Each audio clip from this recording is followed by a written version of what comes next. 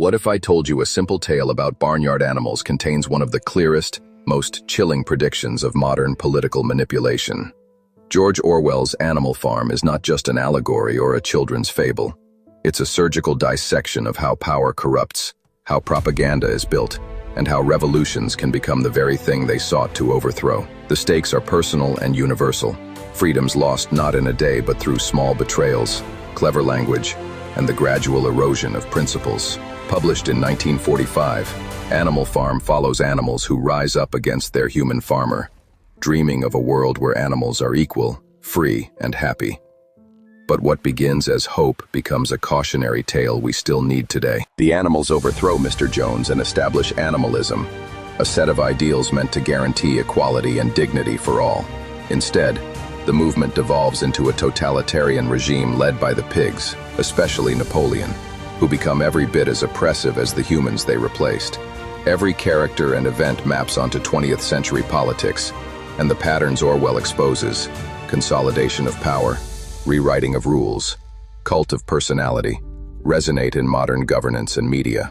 In this video, we'll identify who the animals represent, trace the shift in governance, examine the original rules and how they change, and explore the book's ending and its lessons for our era. Napoleon, the scheming, solitary pig who seizes power, stands in for Joseph Stalin, ruthless, suspicious, and paranoid about rivals. Snowball, the inventive and eloquent pig driven off the farm, mirrors Leon Trotsky, idealistic, strategic, eventually exiled and vilified.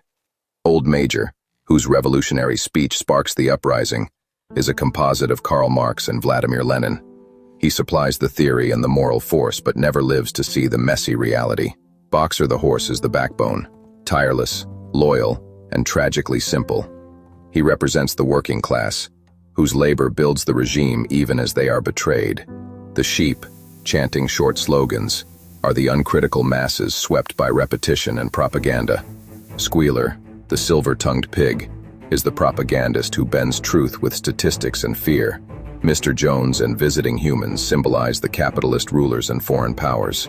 Their presence highlights that the new regime mirrors old abuses. In animation, emphasize expressive eyes and posture. Boxer's slow trudging, the sheep's blank collective movement, Snowball's energetic sketches on scrolls, Napoleon's isolating shadow, visual shorthand for historical roles. Together, these characters map a trajectory from czarist exploitation through revolutionary promise to bureaucratic tyranny. The revolution codifies 7 clear commandments meant to safeguard equality. All animals are equal. No animal shall kill another animal. No animal shall drink alcohol. No animal shall sleep in a bed. No animal shall wear clothes. Whatever goes upon 2 legs is an enemy. Whatever goes upon 4 legs or has wings is a friend. These rules are the moral charter, simple, emotional, and suited for animation as big white letters on the barn wall. But Orwell shows corruption not as a sudden betrayal but as slow semantic erosion. First, the pigs sleep in beds. The wording is changed to, no animal shall sleep in a bed with sheets. When they taste alcohol, the rule becomes, no animal shall drink alcohol to excess. After a pitched conflict, killing is permitted in a new form. Executions justified as, for the good of the farm. Clothing and human habits creep in. The pigs begin trading with humans, walking on 2 legs and wearing collars. Each amendment is presented as a pragmatic exception, then normalized. The barn wall becomes a visual motif. Letters added, scratched out, reworded, until the last blasphemous revision appears. All animals are equal, but some animals are more equal than others.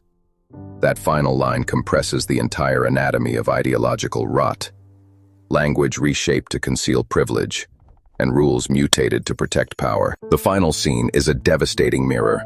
The pigs have taken on human traits, walking upright, wearing clothes, carrying whips, and they sit at a table, playing cards with the human farmers. The animals peering through the window can no longer tell pig from man. That last image is not merely a plot twist. It's a moral and political indictment. The revolution has circled back to its origin, now indistinguishable from the oppression it replaced. For viewers, the scene raises a cold question. Did the animals gain anything essential? Symbolically, Orwell argues that unchecked power, even when born of righteous anger, will replicate hierarchical structures unless restrained. The ending leaves no redemption, only a warning that ideals without institutional safeguards and civic habits can be hollowed out. Animal Farm's patterns are everywhere today. Leaders promise to upend entrenched systems yet entrench themselves. Institutions meant to check power are weakened by captured law, co-opted media, and loyalists who rewrite facts. Language morphs into a tool of control. Euphemisms like enhanced interrogation or collateral damage sanitize violence. Alternative facts and redefined terms create parallel realities. In an animated montage, show news headlines changing meaning, slogans repeating like the sheep's bleats, social feeds echoing the barn wall edits. Cults of personality elevate leaders while diminishing dissent. Scapegoating unites otherwise disparate supporters. History gets repackaged. Heroes become traitors. Enemies become scapegoats. So the present can be justified. The lesson: watch how rules are reframed, institutions hollowed, and language manipulated. Visual continuity, the same animation style, characters aging into modern analogs, makes the across-time connection clear and chilling. Orwell offers clear lessons we should heed. Power corrupts gradually. Vigilance and institutional checks are essential. Language and information are frontline defenses in any free society. The working class's blind loyalty, Boxer's "I will work harder," is a warning about how dignity and sacrifice can be exploited.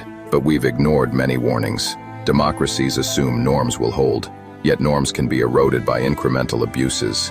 Tribalism makes us blind to our side's faults. Echo chambers let different groups live in incompatible realities. The implication is practical and painful. Without shared facts and strong institutions, consent fractures and authoritarianism becomes possible. Even in broadly democratic settings, small concessions, excused as emergencies, pave the way for larger abuses. In short, the mechanics Orwell describes, propaganda, revisionism, cult formation, remain effective when we fail to act early and decisively. Animal Farm endures because it forces a self-examination. The threat to liberty is subtle, often dressed as salvation. The final frame of this video returns to the barn, reflected in a cracked mirror that shows the viewer's face superimposed with animal features. An animation device tying you directly to the story. The takeaways are concrete. Defend institutions that check power. Demand transparency and accountability. Cultivate media literacy so language can't be easily hijacked. Oppose tribal reflexes that excuse abuses. Recognize small corrosions. A changed rule here, a silenced critic there, before they calcify. Orwell's question isn't only about others. It's about whether we will notice when we ourselves begin to accept comfortable lies. If we remain vigilant, critical, and committed to shared truth, the cycle need not repeat. If we don't, Animal Farm becomes not just a warning but a blueprint that will keep being followed.